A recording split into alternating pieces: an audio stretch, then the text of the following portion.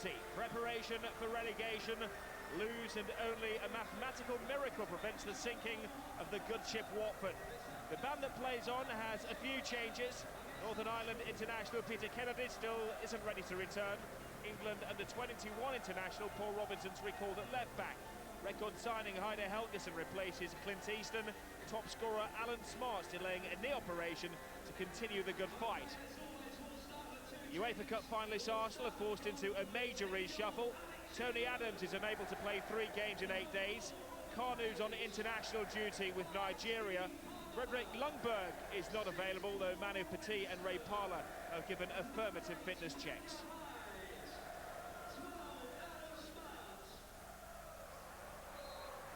The same colours as Arsenal's UEFA Cup final opponents, Galatasaray, but Watford are a footballing world apart.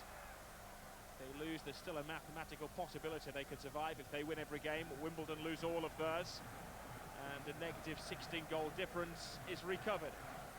So you can see that if Watford lose today, everyone around here will accept that they are down. To bear in mind as well that Arsenal have won their last 8 games in a row. Optimism is rather thin on the Vicarage Road ground.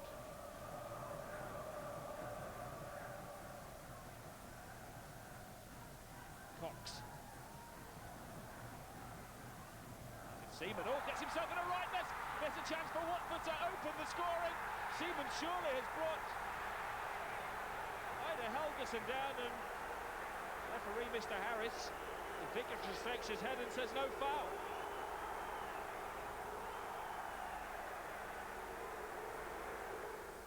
Rimondi. There's Palmer. Helgesen. Now Tommy Smith!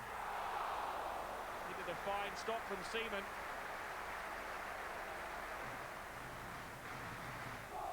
Tommy Smith forced a great save from England's #1. Petit.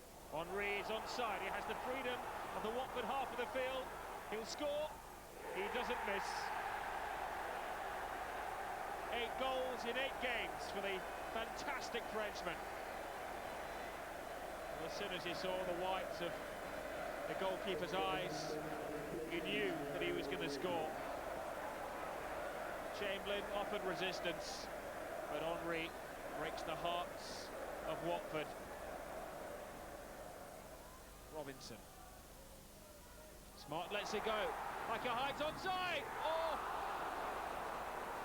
It isn't their day, it isn't their season. It was a similar opportunity which was afforded to Thierry Henry at the end of the field. Henry took his chance. Micah Hyde blew his big chance to rescue Watford.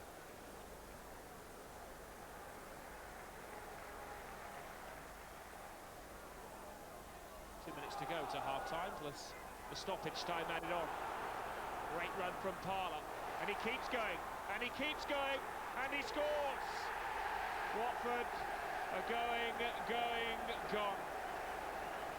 Great run from Henry. Robinson missed the tackle. There was a thin attempt from Chamberlain to stop him. Ray Parlour sending a reminder to Kevin Keegan of his talents. Rimondi. Henry. Goes through the defenders as if they're not there. And the goalkeeper! What a sensational goal from Thierry Henry! He is just unstoppable. No sympathy at all from Arsenal. For old Watford, Thierry Henry with his 14th league goal of the season, his 3rd double.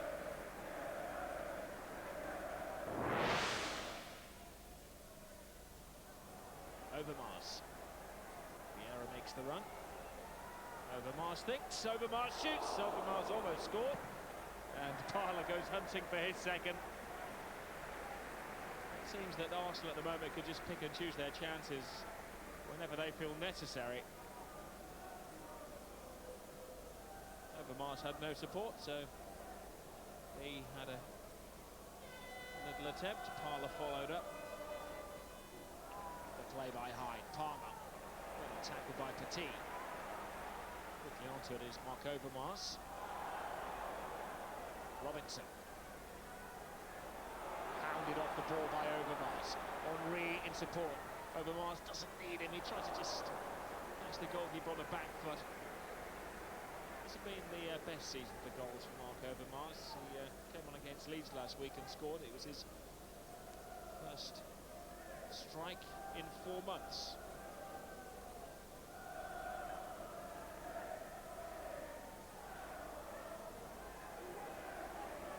Bergkamp.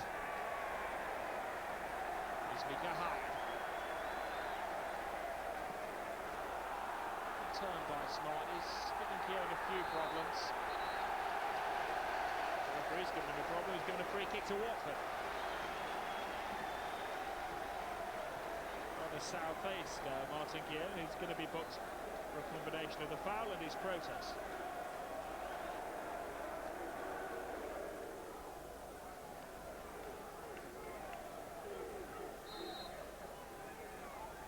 There'll be some reward maybe for Watford. It's Cox with a free kick, off the shoulder of Overmars, and it's put in by Heide Helgesen.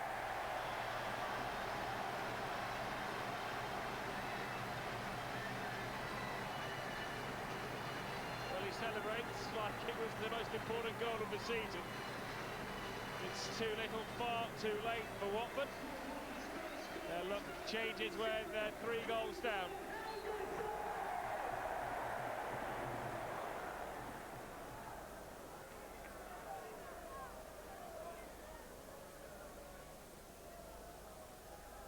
Their previous spell in the top flight, Watford actually beat Arsenal 4 games in a row. Mika Hyde. Siemens let it go. It's 3-2. The fight goes on. It may be a losing fight, but they haven't given up.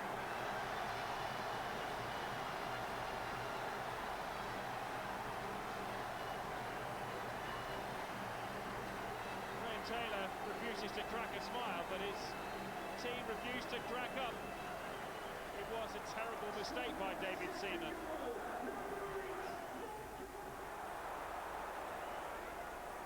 Now Henry. Only Page offers resistance. He had support. He didn't need it. Oh, it took a nasty deflection as far as Henry was concerned. Oh, again, such a good fortune for Watford there. The deflection took it onto the bar.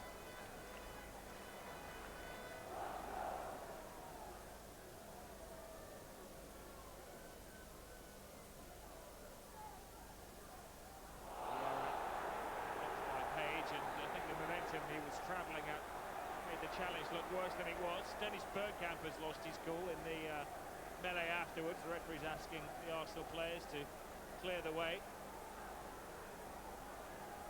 Page, I thought was just a little bit late. He did catch Vieira badly, and Page is in trouble with the referee. A yellow card to match the colour of his shirt.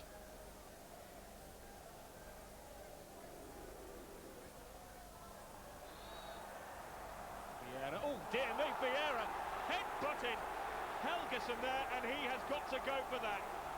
That was plain stupid.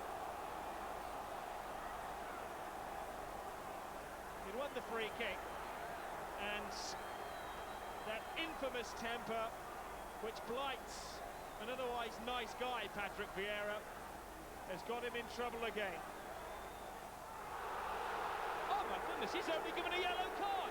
That is an incredible decision. Almost as shocking as the reaction from Vieira to the foul.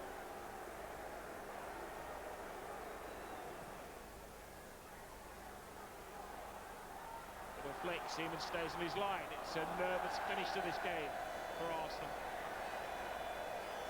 Well, the referee didn't see the incident, but I would imagine that the Football Association will be asking for a video copy of this game and that incident. And I don't think the trouble will stop there.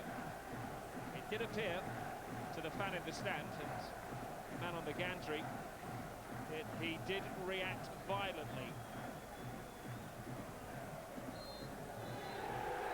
full-time whistle goes.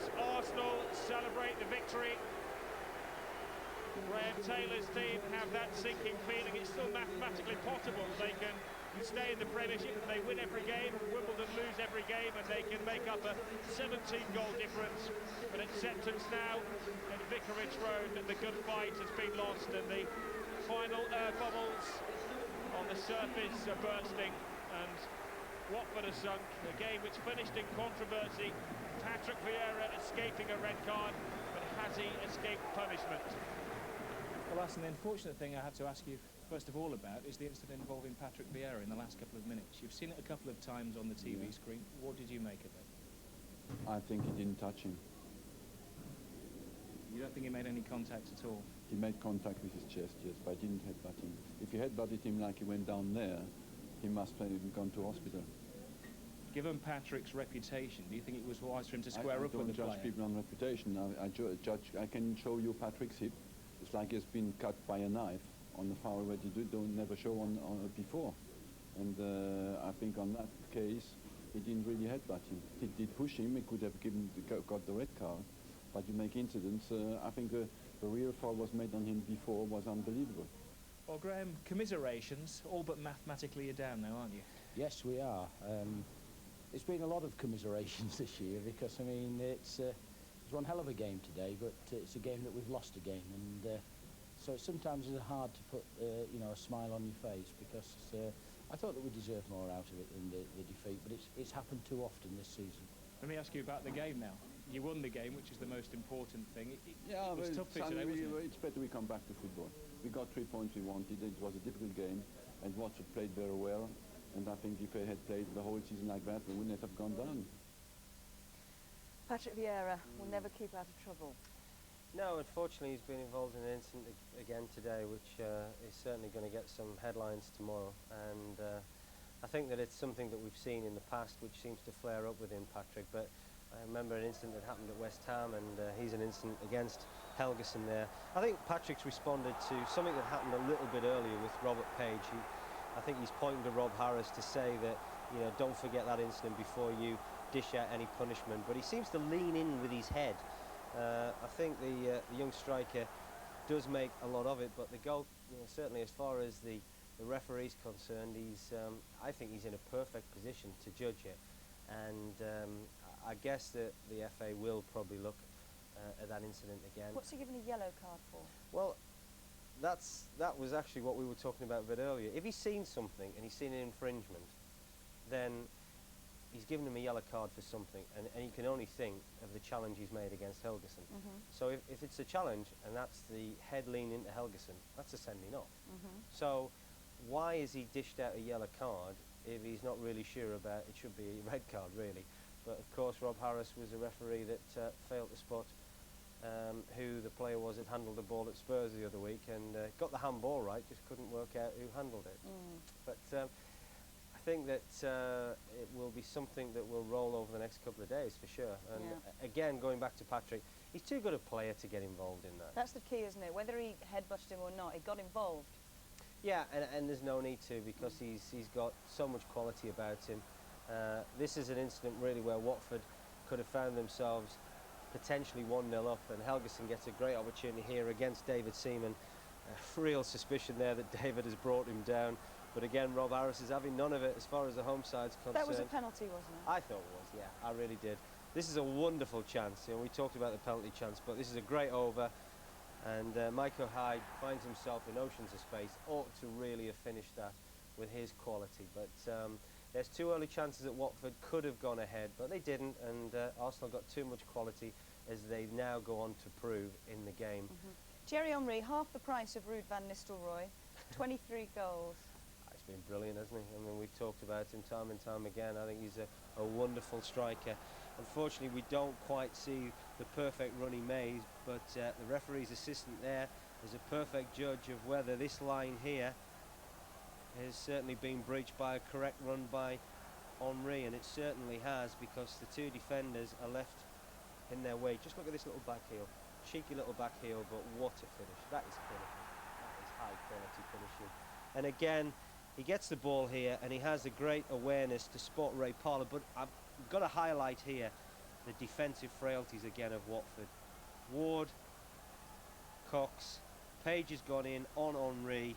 Robinson here is not in line with the rest of his back four, which allows Ray Parlour to make the right sort of run, and if the right sort of ball comes to him, which it does, one-on-one, Robinson loses out with a challenge. Calm as you like, Ray Parlour, and just watch at the reaction of Paul Robinson. I've made a huge mistake, guys, haven't I? And really at that time then, Watford are always chasing. Arsenal were cruising at that time. So Henry's scored one, he's made one, but he wasn't finished there. I mean, he is just top draw. He really is. And here we're going to highlight again. I don't think Watford particularly get tight enough here, but as the ball comes in from Gramondi, we're just going to stop it there. And this is all of, I guess, 45 yards away from the goal. Defender, defender, defender. Just watch now how many more defenders between Henry getting the ball here and him scoring the goal. There's Palmer, there's Cox, there's Page, there's Ward, there's 3-0. That is absolutely top quality. As Neil Cox here is just about to strike this free kick, they get a little bit lucky, but just look at the top of your picture here. And fair play to Helgeson. He actually reads the situation a little bit better and a little bit quicker than Manu Petit. And they do get lucky, but what a wonderful finish this is from the young Icelander. That is a very tight angle to slot that home, and they get a little bit of belief now, Watford, and they throw caution to the wind, but I've got to say David Seaman ought to have saved that. I guess 9 out of 10 times he would have done that, but that is a chance there that really goes through his hands. Watford at 3-2, but after that really Arsenal just... 3-2, of course, the penalty becomes more important. It does, and I think that I did think that it was a penalty. I think that Helgeson had no real reason to go down in the box because he had a clear goal-scoring opportunity. Arsenal now 3 points behind Liverpool, and they've got a game in hand. Who's going to finish second? Well, I mean, I think that when you look in the run-in, I think Arsenal actually have got an easier run-in, and their game in hand is against Sheffield Wednesday, and that's at home. So I would say that when you look at Liverpool, they've got some tough games coming up, but two form sides. I really do think it's going to go to the wire. And I knew you were going to ask me that. And I think I'm really just going to go, just edge it for Arsenal. Okay,